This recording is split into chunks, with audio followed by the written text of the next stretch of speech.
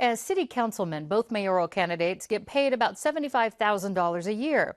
But the similarities between the two men's personal finances ends there. KPBS and iNewsSource examined the financial backgrounds of Kevin Faulconer and David Alvarez. KPBS reporter Claire Trageser shows us a few highlights. Kevin Faulconer is 47, 14 years older than David Alvarez, and his job before he joined the city council paid a lot more than Alvarez's pre-council job. So Faulconer's had more time to make more money. Faulconer bought his Point Loma home in 1999 for $385,000.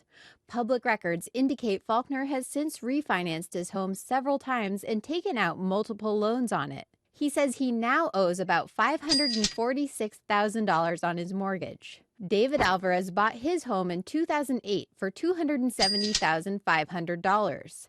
Public records indicate Alvarez has refinanced his home twice, likely to get better interest rates. Alvarez hasn't increased his mortgage. He currently owes about $240,000. Faulconer owns a Jeep Commander Hemi and a Mercedes E320. He says he's still making payments on the Jeep, but the Mercedes is paid off. Alvarez owns a Toyota Prius and a Honda CR-V. He says both cars are paid off. Faulconer's wife, Catherine Stewart Faulconer, owns a business called Restaurant Events, which helps restaurants book convention events.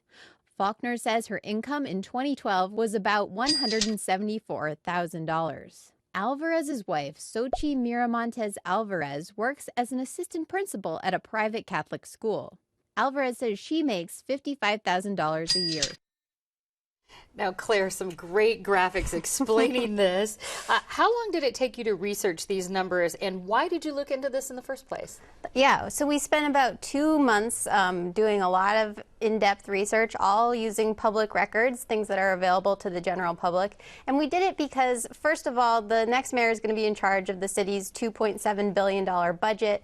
They also both paint themselves as fiscal leaders, and they use their own backgrounds as part of their campaign materials. So we wanted to just look into everything that they were saying. Now, during the piece, I saw that Catherine Faulconer's business, you mentioned it briefly, but tell us a little bit more about that.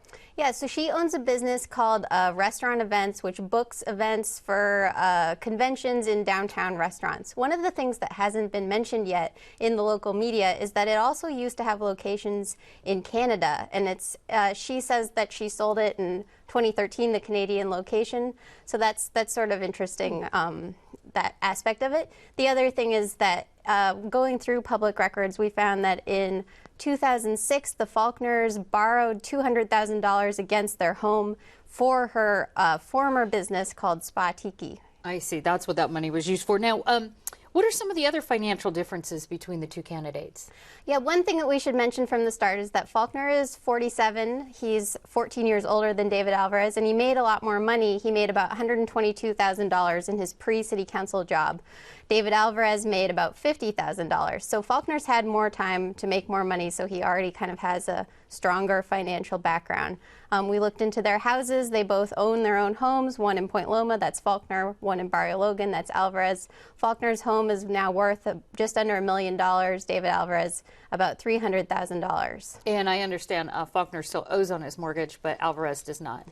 No, they both still owe on their mortgages, but Faulconer has taken out multiple loans since buying his house. He's borrowed against the equity on his home, whereas Alvarez has refinanced twice, so he owes less than he bought the house for. Remind us of some of the difficulties, if you could, in getting this information. Was it tough to do?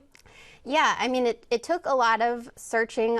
We went down to the county assessor's office where they charge $2 a page to print out records. So we didn't print out anything because we don't have that kind of money. So I spent a lot of time down there just looking through and taking notes on my computer. Another thing that came up is David Alvarez is a very common name. So even when we were searching through court records, we came up with a lot of hits. And even when we narrowed down to David A. Alvarez, which is his middle name, we got a couple false positives that we had to check out. We just have a few seconds left, but I did want to get to this. How were the campaigns in helping you get this information?